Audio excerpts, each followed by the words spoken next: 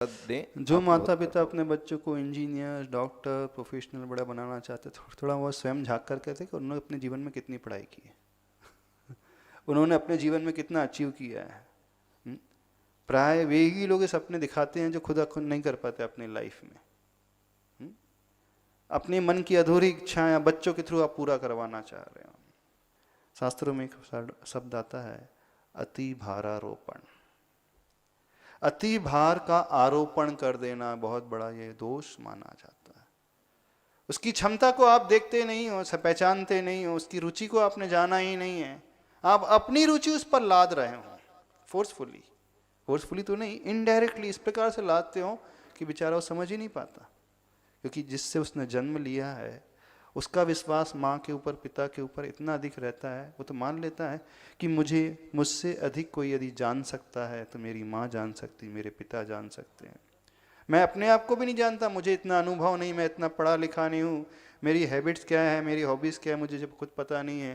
क्योंकि माँ ने तो मुझे जन्म दिया है, पाला पोसा, सब कुछ पढ़ाया लिखाया, योग से योग्य बनाया, तो माँ तो बहुत अच्छे से जानती, पिता तो बहुत अच्छे से जानते हैं। अब वो जो भी कह रहे होंगे सत्य कह रहे होंगे, उन्होंने देखा होगा, परखा होगा, तभी तो वो कह रहे होंगे। अब उसकी धारणा ही बन जाती है।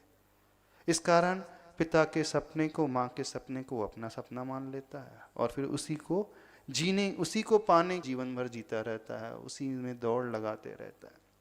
कोटा में जितनी सारी घटनाएं घट रही हैं ना सोसाइटी की, हर महीने, हर 2 महीने में एक दो सुसाइड की घटना सुनने में आ जाती हैं। 10th क्लास का बच्चा, 11th क्लास का बच्चा, 12th क्लास का बच्चा 98 परसेंटाइल लाया, उसने सुसाइड कर लिया, 97 परसेंटाइल में सुसाइड कर लिया। अरे क्यों? क्योंकि 99.99 के नीचे इसको एडमिशन मिल ही नहीं रहा कहीं IITs में। तो बोले पिता का सपना था IIT में जाना है बेटा, पिता का सपना था एम्स में एडमिशन होना चाहिए, PNT में इतने मार्क्स आना चाहिए। ऐसी है ना। बच्चों को समझें, पहले उनकी कैपेबिलिटी को समझने की कोशिश करें, उसकी क्षमता कितनी है। जब हमारी 5 उंगलियां हमारे हाथ की वो एक जैसी नहीं हो सकती हैं, तो बच्चे आप जैसे कैसे हो सकते हैं? उन बच्चों की क्षमता अन्य बच्चों की क्षमता जैसे कैसे हो सकती है? उनकी सराउंडिंग डिफरेंट रहती है, उसकी सराउंडिंग डिफरेंट रहती है, उसका दिमाग अलग विकसित होता है, अन्यों का दिमाग अलग विकसित होता है। यदि वो 100% स्कोर कर रहा है तो आप क्यों एक्सपेक्ट करते कि मेरा बेटा, मेरी बेटी भी 100% ही लानी चाहिए? ऐसे क्यों एक्सपेक्ट करते हो? जब आपकी ही उंगलियां एक जैसी नहीं हो सकती हैं, और तो और आपकी फिंगरप्रिंट दोनों ने मैच करती, इसकी मिडिल फिंगर, इसकी मिडिल फिंगर मैच करती कभी? हाँ, भले दिखने में एक जैसी हैं पर फिंगरप्रिंट फिर भी डिफरेंट डिफरेंट रहेंगी। अब देखिए, ये ही मैच नहीं कर रहे तो वो दो बच्चे कैसे मैच कर सकते हैं? उनकी क्षमता कैसे मैच कर सकती है? और आप उसे बेंचमार्क बना देते हैं, उस बच्चे के 100% को आपने बेंचमार्क बना दिया उस बच्चे के लिए, अपने बच्चे के लिए। वो दिन रात यही सपना देख रहा है 100% लाना, 99%, 99.9% लाना है, तभी मेरा सिलेक्शन होगा, तभी सोसाइटी में मेरा नाम होगा, तभी माँ मुझे अच्छे से मानेगी। और थोड़ा सा भी इसका क्रेडिट मार्क कम हो जाते हैं, उसे कुछ दुनिया दिखती नहीं। बोले पेरेंट्स को मैं कैसे मुंह दिखाऊं, जिन्होंने विश्वास मुझ पे किया, इतने खर्चा मुझ पे किया है, गांव से मुझे कोटा भेजा है, दिल्ली भेजा है, बेंगलोर भेजा है, बॉम्बे भेजा है, पढ़ने के लिए पुणे भेजा है, अपने खर्च के काट करके मेरे लिए सारी सुविधाएं दी हैं, लोन ले करके मेरी कोचिंग कराई है। अब तो मैं इंजीनियर IITs में एडमिशन नहीं ले पाऊंगा, डॉक्टर नहीं बन पाऊंगा, अच्छी कॉलेज में एडमिशन नहीं होगा, तो मैं तो उनका मुख इस प्रकार से रोता हुआ नहीं देख सकता हूँ, अथवा देख सकते और वो सुसाइड कर लेते। सत्य प्रश्न किया गया है कि सबसे ज़्यादा आवश्यकता है माता पिता को समझाने की, अपनी इच्छाओं का भार उन पर ना ला दें, उनकी हॉबीज़, उनकी रुचि समझने की कोशिश करें। IIT से इंजीनियरिंग पास होने का अर्थ यह नहीं कि जीवन इसका बहुत अच्छा बन जाएगा।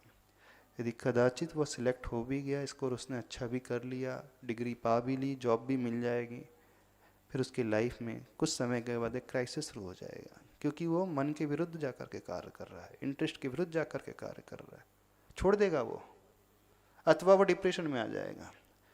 एक स्टेज के बाद आज बहुत बड़ी प्रॉब्लम मिड लाइफ क्राइसिस शुरू हो रही है आज के इंजीनियर्स, डॉक्टर्स के भीतर।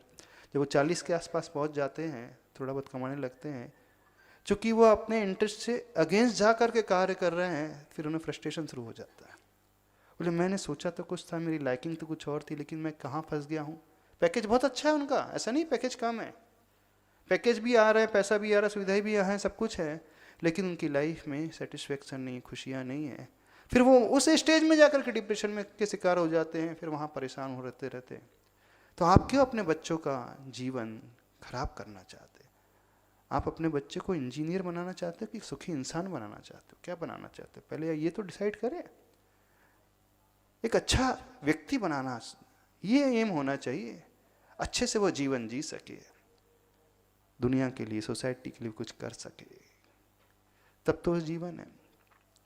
एक और कपल आए थे आज, वो बोल रहे थे उनकी शिकायत कि उनका बेटा अमेरिका में रहता है, और बोल रहे थे कि मेरी बेटी जब यहाँ थी बहुत धर्म करती थी, जब से अमेरिका में जाकर सेटल हुई है डिप्रेशन में रहने लगी। तो उन्होंने पूछा क्यों, ऐसा क्यों? महाराज जी वहाँ सोशल लाइफ ही नहीं है, सवेरे से लेकर शाम तक दोनों हस्बैंड वाइफ काम करते रहते हैं, कोई है ही नहीं उनके जीवन में, लाइफ में अपने फ्लैट से कहीं निकल सके, किसी से मिल सके, किसी से कुछ बात कर सके, कुछ सोशल जीवन जी सके, वहाँ सोशल लाइफ ही नहीं है। तो सबसे ज़्यादा केसेस वहाँ पर आते हैं जो कि सोशल लाइफ ही नहीं है। लेकिन भारत देश का कल्चर अलग है, यहाँ जो आत्मीयता है, यहाँ जो धर्म का भाव है, यहाँ जो प्रेम वात्सल्य है, एक दूसरे के लिए जीना है, एक दूसरे के लिए मरने की बात है, एक दूसरे को खिलाना है, एक दूसरे को सब कुछ करना है, यहाँ जो त्यौहार होते हैं, आना जाना होता है, यहाँ जो खुशियाँ मिलती है वहाँ है ही नहीं।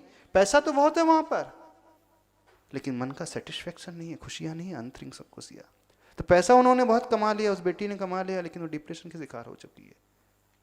ये वही बच्ची है जिसका आईआईटी में सिलेक्शन हुआ था, गूगल में जॉब कर रही है, उसने बताया गूगल में जॉब कर रही है, करोड़ों में पैकेज है, लेकिन डिप्रेशन में आ चुकी है। मैं 4 महीने रह करके आया हूँ अपनी बेटी के पास, वो खुद बता रहे थे, बोले दिन भर उसी में लगे रहते हैं, कोई जीवन नहीं है, सिर्फ काम और पैसे के अलावा कुछ नहीं है। तो आपको वहाँ पैसा मिलेगा लेकिन जीवन नहीं मिलेगा, खुशियाँ नहीं मिलेगी। भारत में भले ही पैसा कम मिलेगा, हो सकता सुविधाएं कम मिले, लेकिन यहाँ आंतरिक सेटिस्फेक्शन, खुशियाँ मिलेगी। यहाँ आपको गुरु मिलेंगे, यहाँ आपको धर्म मिलेगा, यहाँ आपको प्रभु मिलेंगे, यहाँ आपको सोसाइटी मिलेगी, यहाँ आपको एक जीवन मिलेगा, एक संस्कार मिलेंगे, आपकी संस्कृति रहेगी, और जीवन उससे अच्छा होता है। आज नहीं, आज से 30 साल बाद, 40 साल बाद जो आज वेस्टर्न कंट्रीज की ओर जा रहे हैं, वे लौट करके वापस यू टर्न होकर के इंडिया ही आएंगे। वे बाद में रियलाइज़ करेंगे इससे तो अच्छा हम भारत में थे, इससे अच्छा तो हम छोटे शहरों में थे। जो छोटे गांव वाले हैं वो बड़े शहर का सपना देखते हैं, उन्हें बेंगलोर आना है, उन्हें आईआईटी करके दिल्ली में आना है, पुणे में सेटल होना है, बॉम्बे में सेटल होना है। वहाँ जा करके जो बॉम्बे बेंगलोर में रहते हैं, हमारा लास्ट चातुर्मास पुणे में था, रहते तो हैं, लेकिन वो बाद में आकर कहते हैं महाराज जी वो छोटे से शहर का जीवन तो अलग ही जीवन, वो गाँव का जीवन अलग ही जीवन। आज नहीं रियलाइज करेंगे, आज से 30 साल बाद रियलाइज करेंगे लोग, आएंगे लौट करके, इन्हें यहीं आना पड़ेगा। जैसे धीरे धीरे माइग्रेशन वापस हो रहा है छोटे शहरों में, टियर 2 टियर 3 सिटी में हो रहा है, थोड़ी थोड़ी फैसिलिटीज़ बढ़ते चले जा रही हैं, तो बोले नहीं यहाँ अच्छा है, स्टार्टअप जो आ रहा है वो इस हिसाब से आ रहा है।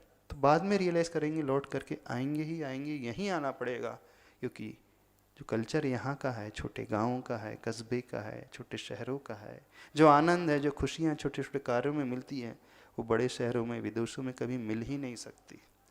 जीवन में खुशियाँ पैसों से, सुविधाओं से नहीं मिलती है, जीवन में खुशियाँ संबंधों से मिलती हैं, सोशल लाइफ से मिलती है, एक दूसरे के लिए कुछ करने से मिलती है, धर्म करने से, गुरु के पास आने से मिलती है।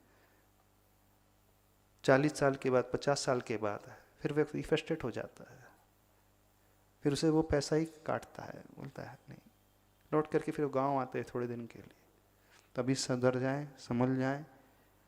नहीं सिलेक्शन हुआ आईआईटी में तो बहुत अच्छा मान करके चलना, छोटी कॉलेज से इंजीनियरिंग कर लेना, कम से कम इंडिया में रहेगा। एब्रॉड चला जाता है वो बच्चा, उसकी आने वाली नेक्स्ट जनरेशन जो होती है संस्कार विहीन, पता ही नहीं जैन क्या है, अजैन क्या है, पता ही नहीं वेज क्या है, नॉन वेज क्या है, पता ही नहीं गुरु क्या होते हैं, पता ही नहीं फैमिली के लिए कैसे जिया जाता है, संबंधों को कैसे निभाया जाता है, कुछ नहीं पता है, उसी में रह जाएंगे, उसी में रम जाएंगे। वही जैन बच्चे नॉन वेज खाने लगे वहाँ जाकर के, अब्रॉड में जाकर के, ये तो हाल हो रहा है। यदि आप जा भी रहे हो अब्रॉड तो ये सोच करके जाना, सेटल वहाँ नहीं होना, लौट करके तो यहीं आना है। ठीक है 2-4 साल रुक लो, लेकिन आओ यहीं पर, तो ही अपने आप को बचा पाओगे, अन्यथा बाद में पछताओगे। चलो।